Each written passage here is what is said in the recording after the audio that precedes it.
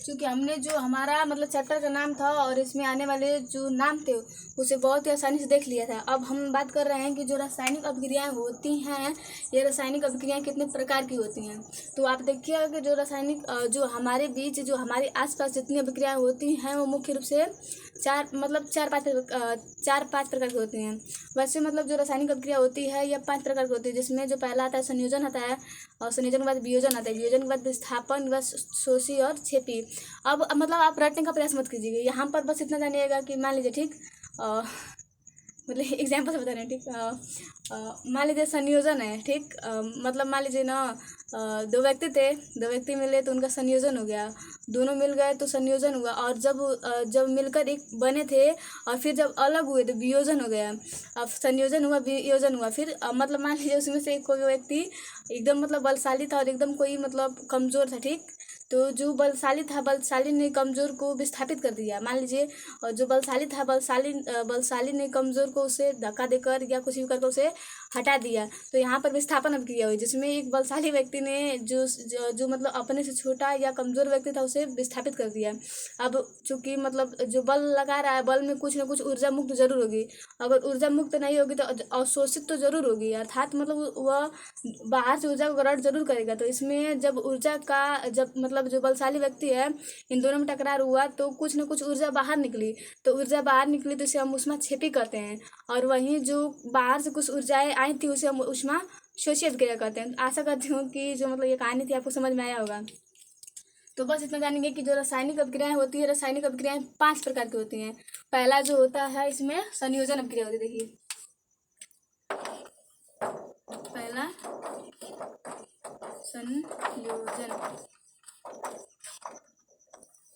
संयोजन अभिक्रिया।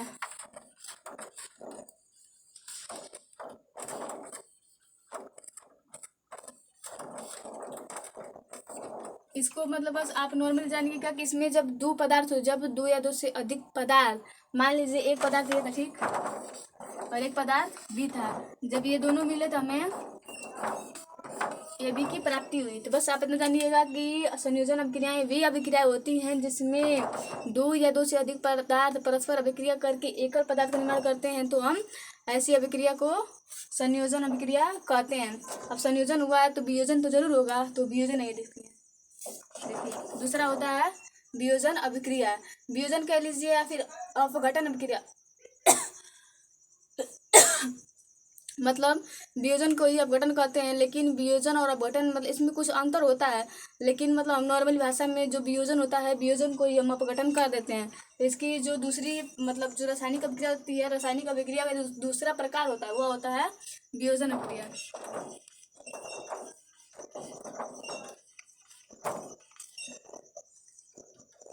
वियोजन मतलब ऐसे वियोजन अभिक्रिया, वियोजन अभिक्रिया में क्या होता है, यहाँ पर जो जुटे थे ए बी जो था, इसमें मतलब जो होंगे ये दोनों अलग अलग हो जाएंगे। बस संयोजन में जुड़ते हैं और वियोजन में बस उसके विपरीत अलग हो जाते हैं।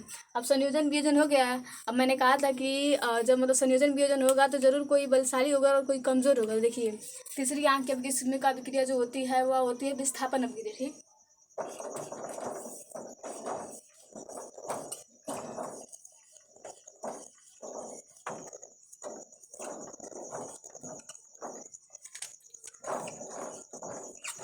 जो विस्थापन अभिक्रिया होती है, विस्थापन अभिक्रिया में मान लीजिए इसमें मतलब दो पदार्थ से भाग लिए थे ठीक।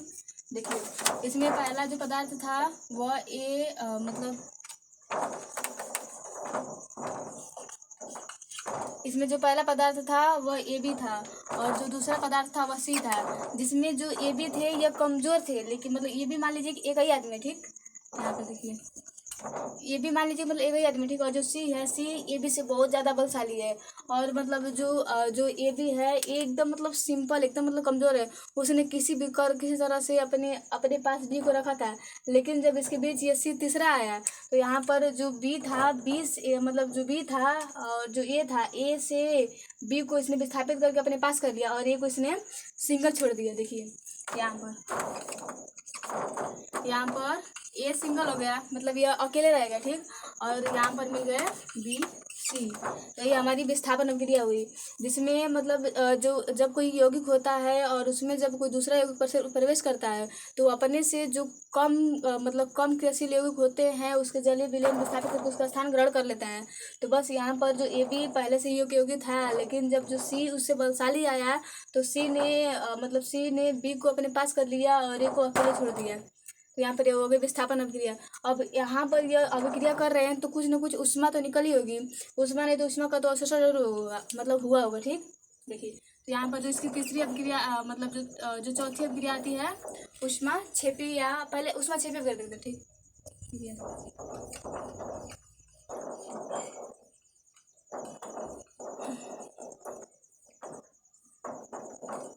ऊष्मा क्षेपी अभिक्रिया। अब मतलब ऊष्मा क्षेपी अभिक्रिया में क्या होता है कि इसमें भी जब पदार्थ बनते हैं तो कहीं ना कहीं ऊर्जा का निर्माण, मतलब ऊर्जा जो होती है बाहर मुक्त होती है। इसमें जब ए प्लस बी मिलते हैं तो ए बी का निर्माण होता है, साथ ही प्लस में ऊर्जा का निर्माण होता है। और मतलब जो ऊर्जा बाहर निकलती है उसे हम प्लस के साथ दर्शाते हैं। इसमें मतलब जब दो पदार्थ परस्पर अभिक्रिया करके एक पदार्थ का निर्माण करते हैं तो इसमें ऊर्जा जो होती है मुक्त होती है, और जो ऊर्जा मुक्त होती है उसे हम प्लस के रूप में लिखते हैं। अब मतलब यहाँ पर ऊर्जा, जहाँ ऊर्जा मुक्त होती है मतलब सभी अभिक्रिया एक प्रकार की नहीं होती है। यदि कहीं पर ऊर्जा का मुक्त हुआ है तो कहीं पर भी ऊर्जा का अवशोषण जरूर होगा। तो यहाँ पर बस जो यहाँ की इसकी जो पांचवी अभिक्रिया है यह है ऊष्मा शोषी अभिक्रिया।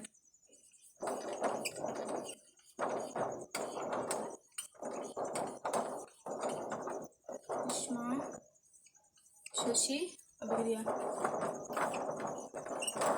इसमें ऊष्माशोषी अभिक्रिया में इसमें मतलब दो पदार्थ का मतलब एक पदार्थ का निर्माण तो होता है, लेकिन जो पदार्थ का निर्माण होता है उस पदार्थ के निर्माण में कहीं ना कहीं जो मतलब बाहर की ऊर्जा होती है उसे ले जाती है। यहाँ पर देखिए ए प्लस बी हुई, ए भी बना, लेकिन माइनस में ऊर्जाएं आई।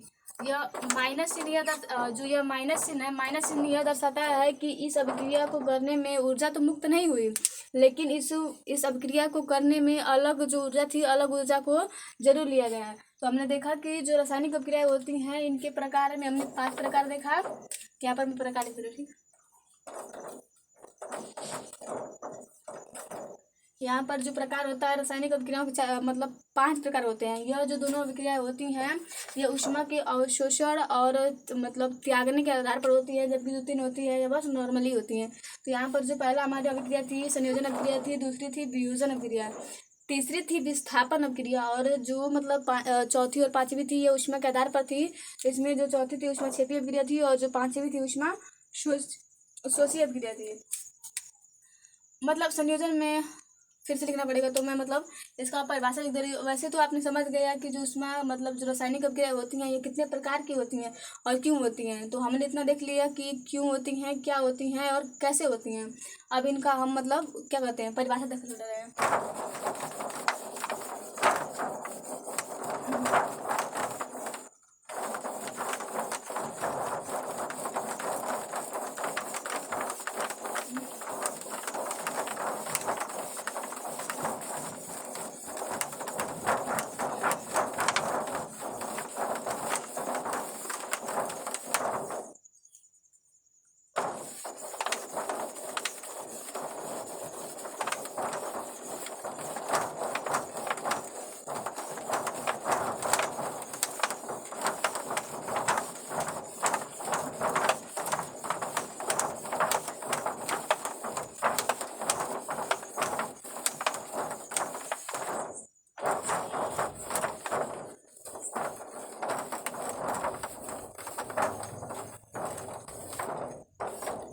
देखिए संयोजन अभिक्रिया क्या होती है। इसमें दो या दो से अधिक पदार्थ जो मतलब इसमें दो या दो से अधिक जो पदार्थ होते हैं वो परस्पर अभिक्रिया करके एकल पदार्थ का निर्माण करते हैं। तो बस हम यही लिखेंगे यहाँ पर।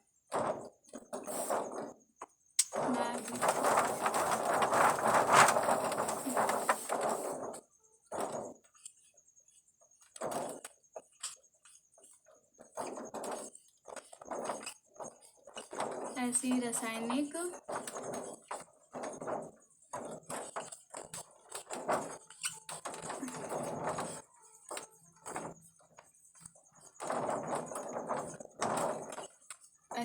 प्रक्रिया जिसमें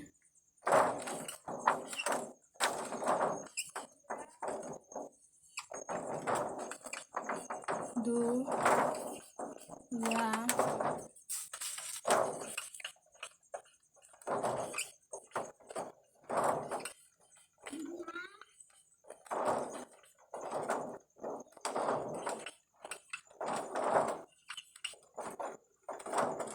पदार्थ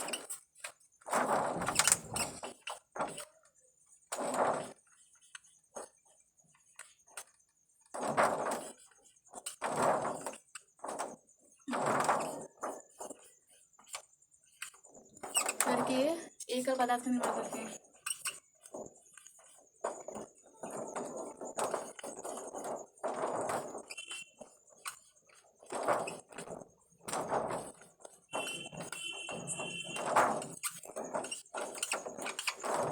तो मैंने मतलब जो मुख से बोला था वही मैंने यहाँ पर लिखा है कि ऐसी रासायनिक अभिक्रिया है, यहाँ पर ऐसा होता है, ठीक।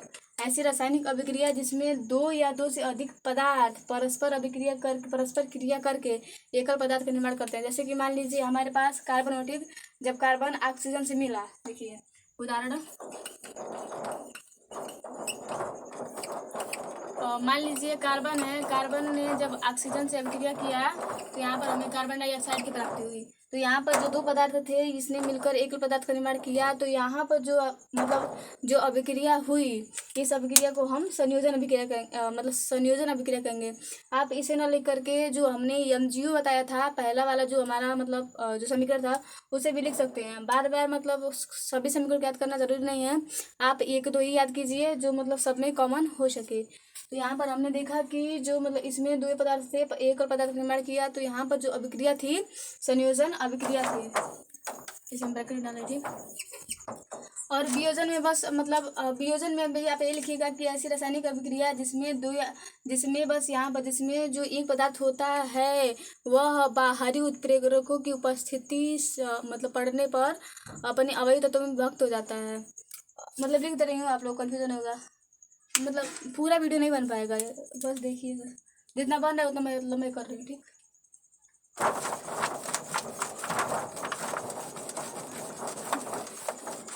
यहाँ पर देखिए वियोजन अभिक्रिया,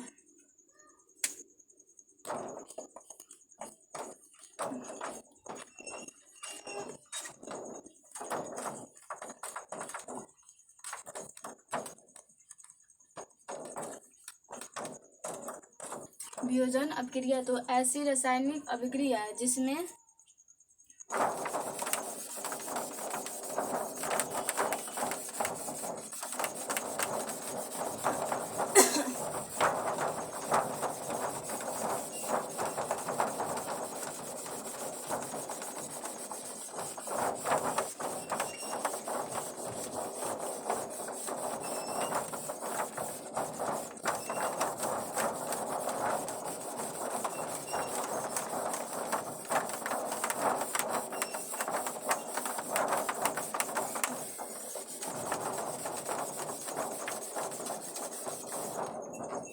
ऐसी रासायनिक अभिक्रिया जिसमें जो एक पदार्थ होता है, जिसमें पदार्थ,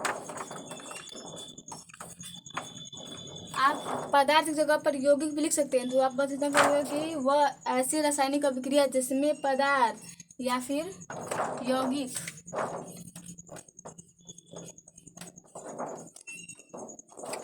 बाह्य कारकों की उपस्थिति में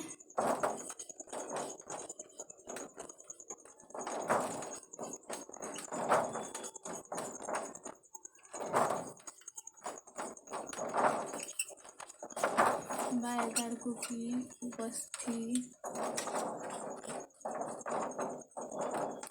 कारकों की उपस्थिति में अपने अवयवी तत्वों में व्यक्त हो जाता है। अपने अवयव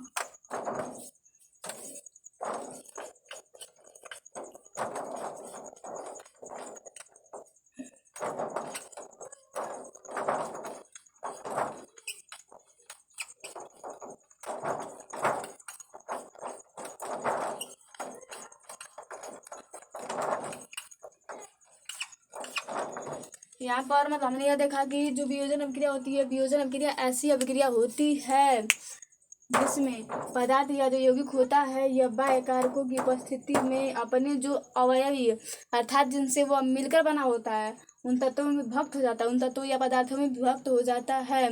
अब मतलब बात आती है कि जो बाह्य कारक होते हैं, बाह्य कारक आखिर होते क्या हैं। तो जैसे कि मतलब मान लीजिए कोई वियोजन अभिक्रिया हो रही है, कोई पदार्थ टूट रहा है, तो वह पदार्थ जो है किन किन कारकों की उपस्थिति में टूट सकता है।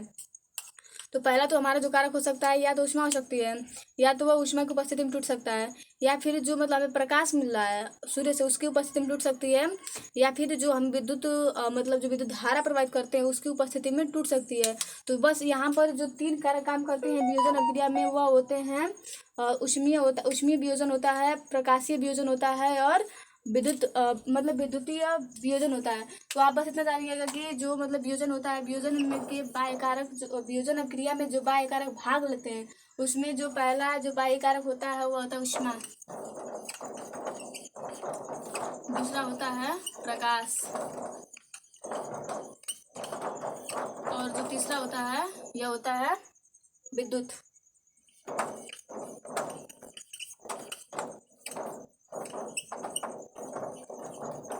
अब ऊष्मा में कौन सा मतलब इसका उदाहरण है, तो आपने देखा होगा कि जो मतलब कैल्शियम कार्बोनेट होता है अर्थात जो हमारा संगमरमर होता है, देखिए कैल्शियम CaCO3,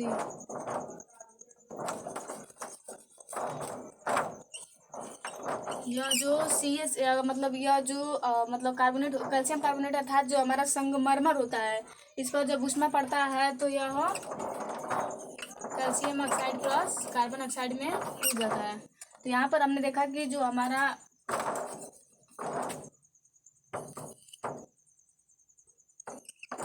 यहाँ पर हमने देखा कि जो ऊष्मा की उपस्थिति में यह कैल्शियम हमारा कार्बोनेट अर्थात जो संगमरमर था यह अपने अवयव तत्वों कार्बन डाइऑक्साइड मतलब कैल्शियम ऑक्साइड और कार्बन डाइऑक्साइड में टूट गया। अब यहाँ पर जो हमारा ये कैल्शियम ऑक्साइड हुआ यह हमें काली चूरा प्राप्त हुआ है जिससे हमारे जब हम मतलब अपने घरों पर चूना करते हैं तो हमारा जो घर होता है वह चमकने लगता है। तो यही है, इसी की उपस्थिति में जो मतलब यही काली चूना होता है जिसकी उपस्थिति में जो हमारे घर होते हैं चमकने लगते हैं। अब बात करते हैं प्रकाश वियोजन की। प्रकाश वियोजन में मात्र एक उदाहरण पर याद रखिएगा कि जो यह है AgCl, यहाँ पर आप 2 लगाइएगा और यहाँ पर देखिए 2Ag प्लस Cl2। अब यहाँ पर 2 क्यों लगा और मतलब यहाँ पर 2 क्यों लगा, तो यह जब आप समीकरण को संतुलित करना जान जाएंगे तो जान जाएंगे कि यहाँ पर 2 आया और यहाँ पर 2 आया। तो बस इतना जानिएगा। और जो यह अभिक्रिया है इसे हम फोटोग्राफी में करते हैं, श्वेत श्याम फोटोग्राफी में जिस अभिक्रिया का प्रयोग किया जाता है वह अभिक्रिया यही है AgCl2, मतलब इसी काम करते हैं, प्रकाश वियोजन की अभिक्रिया करते हैं। अब बात करते हैं हमारा विद्युत। तो विद्युत की उपस्थिति में जो वियोजन होता है वह होता है हमारा जल H2O।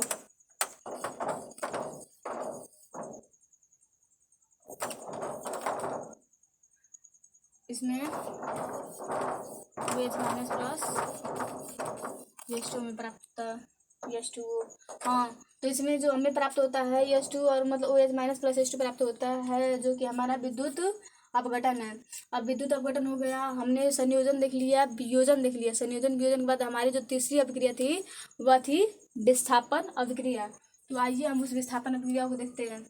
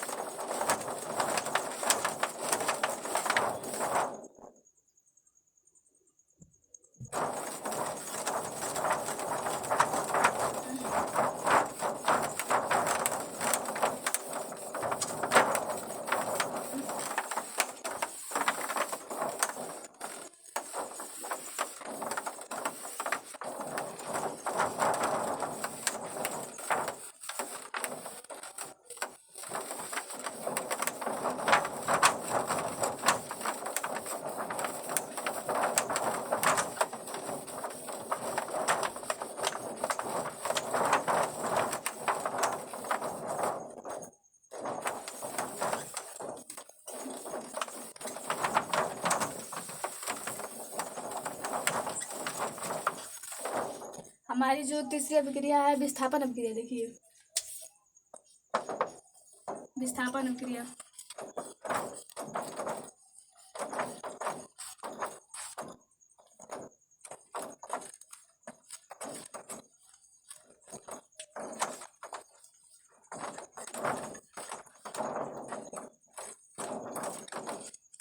इसमें मैंने कहा था कि जिसमें एक बलशाली जो व्यक्ति होता है अपने से कमजोर व्यक्ति को विस्थापित कर देता है। तो बस हम इतना इसमें कहेंगे कि मतलब इसमें यह जो विस्थापन अभिक्रिया ऐसी अभिक्रिया होती है जिसमें एक अधिक जो क्रियाशील तत्व होता है वह अपने से कम क्रियाशील तत्व को उसके जलीय विलय में उसे विस्थापित करके उसका स्थान ग्रहण कर लेता है। बस यही जो अभिक्रिया हमारी होती है विस्थापन अभिक्रिया होती है। इसी को बस हम लिख देंगे, ठीक।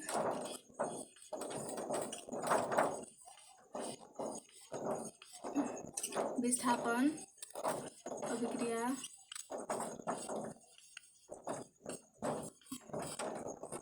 विस्थापन अभिक्रिया ऐसी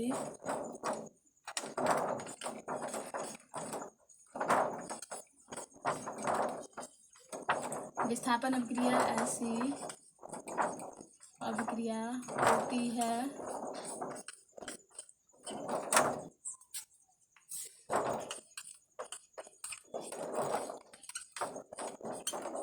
जिसमें अधिक क्रियाशील तत्व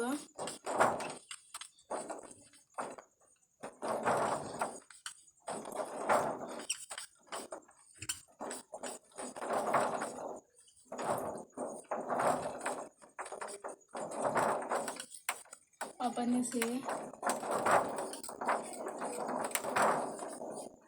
कम क्रियाशील तत्वों को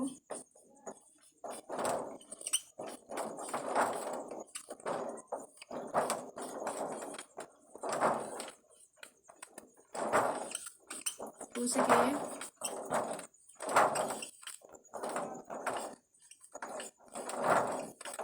जलीय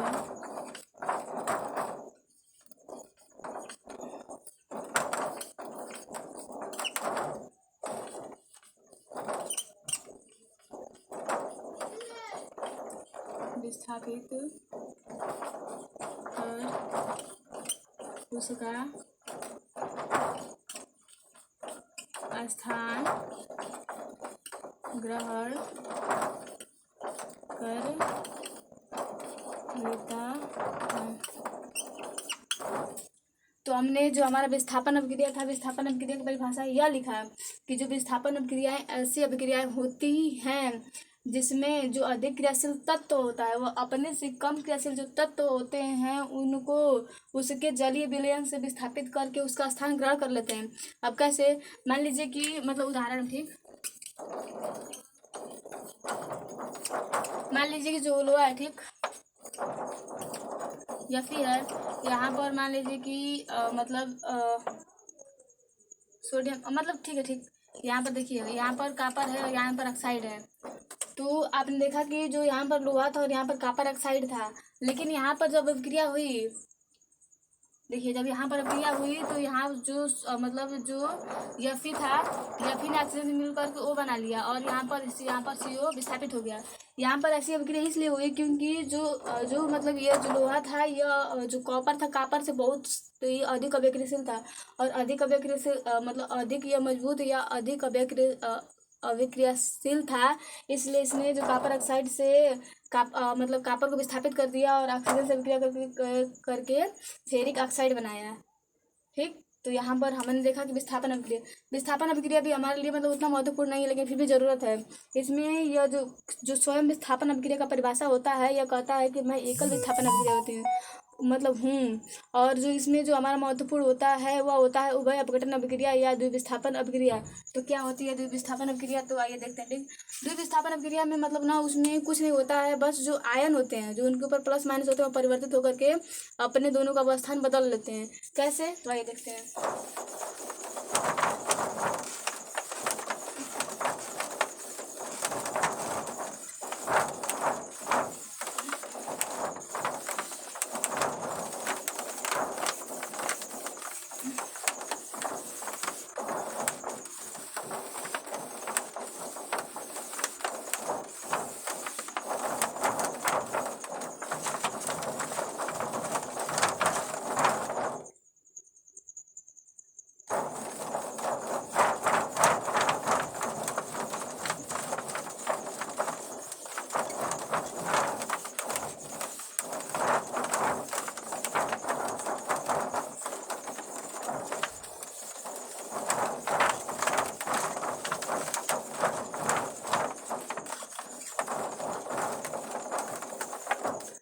हमारी जो दूसरी अभिक्रिया है यह है द्विविस्थापन अभिक्रिया है। विस्थापन का एक दूसरा प्रकार है। और जो खुद विस्थापन होता है, विस्थापन अभिक्रिया जो परिभाषा होता है, कहता है कि मैं एकल विस्थापन अभिक्रिया हूँ। तो आप एकल विस्थापन अभिक्रिया को चिंतित मत कीजिए कि एकल विस्थापन अभिक्रिया क्या होती है। जो एकल विस्थापन अभिक्रिया होती है वही अभिक्रिया विस्थापन की भी होती है। बस यहाँ पर जो हमारा दूसरा जो प्रकार होता है द्विविस्थापन अभिक्रिया, या हमारा जो क्वेश्चन होता है या फिर जो पेपर होता है, पेपर के लिए बहुत ही महत्वपूर्ण होता है। तो आइए हम देखते हैं कि जो हमारी द्विविस्थापन अभिक्रिया होती है, आखिर ये द्विविस्थापन अभिक्रिया होती है तो होती है क्या। बस द्वि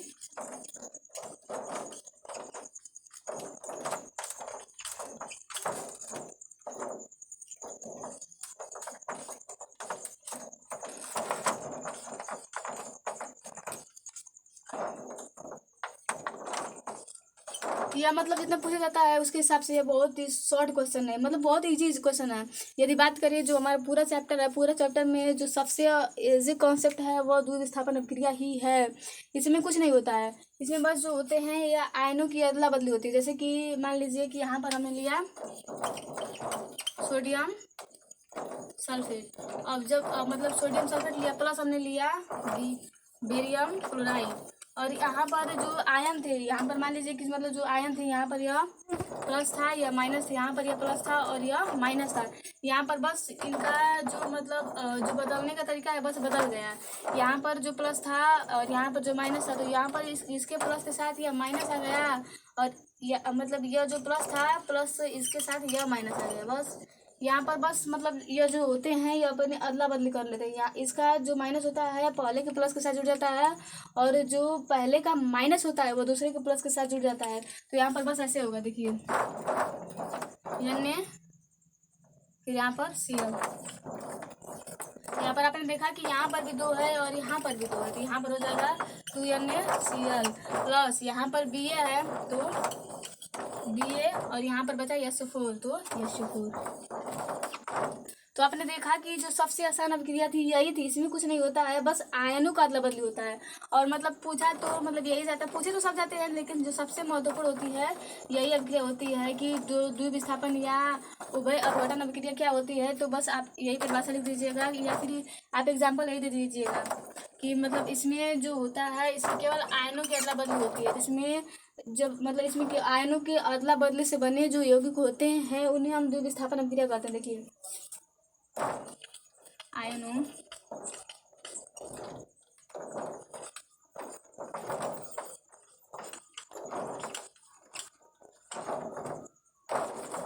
की अदला बदली नहीं, मतलब हाँ आयनों के परिवर्तन या फिर आयनों के इधर अदला बदली लिख लीजिए। बस आयनों के अदला बदली, आयनों के अदला बदली से बने हुए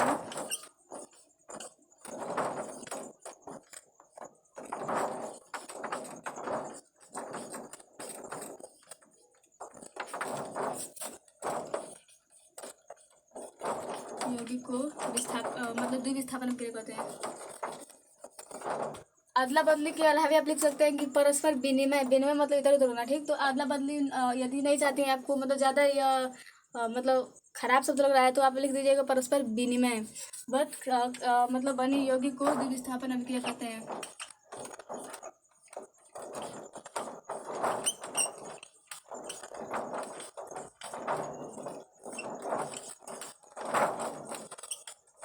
द्विविस्थापन